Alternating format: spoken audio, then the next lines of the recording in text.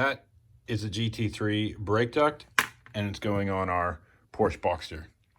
This has to be one of the cheapest performance mods you can do. It's a much larger brake duct than the factory. I'll compare in a second here.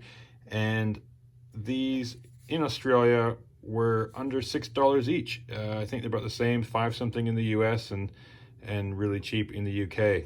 Why are they that cheap? Because they hang down low and they're kind of a sacrificial item on some really, really low cars. So really cheap and easy to replace. You can go a bigger GT2 brake duct, which comes down even further, but they're actually a couple $100, but they're not a one-piece molded. They're a several pieces kind of riveted together and a bigger setup, but this is plenty big enough. So we'll have a look here.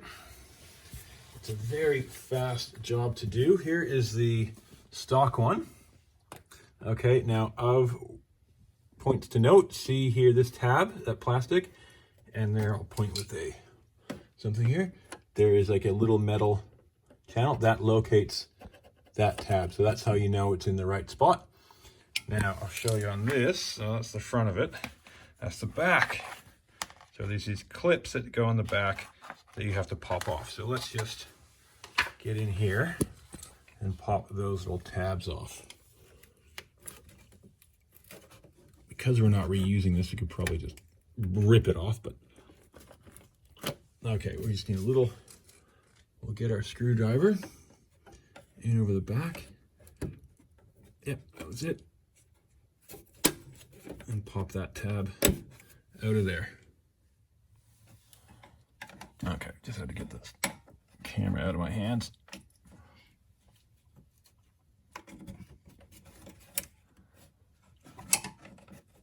Give it a squeeze, it looks like, and push it back. And there we go, that part is off. There's one more to do. You can see it here.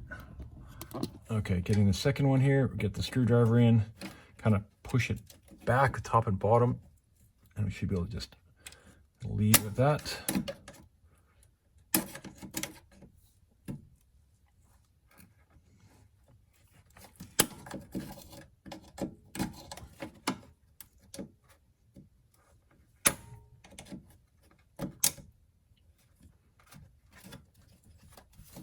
There we go. And they pull forward. So just grab it, give it a tug forward. There we go.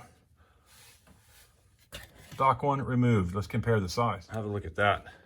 So now what we're looking at here is importantly the part below this cutout that's going to catch the air and direct it up towards the rotor. So this is a little bit higher up the top, but down where it counts is all cut out. So we have this extension on here, and that's going to catch a lot more air and direct it to the rotors to get a lot more better cooling, because brakes take kinetic energy of a movement of a car and turn it into thermal energy through the friction of brake pads. So we want to get rid of that heat to maximize our efficiency. Let's slide this in here. Now that is, you can see, oh, there's a little rock there. Let's get rid of that. Anything else you need to clean up in here? Not really. So that is that little tab, that little notch you can see there. So we need that to locate on this part here. So let's just kind of line that up. We'll open the clips on the back.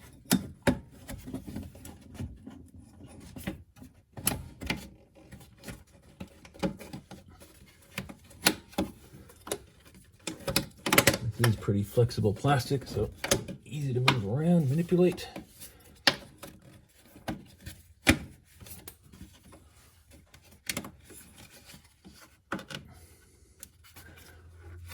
It's got to come a little bit that way.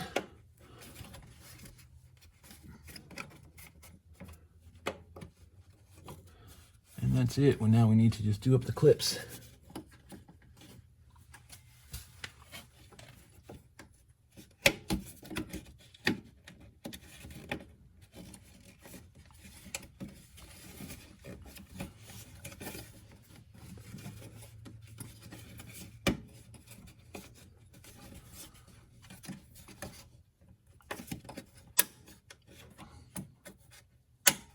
we go, there's one.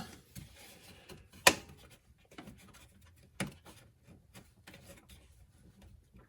gotta get the second one. Just a little bit tight.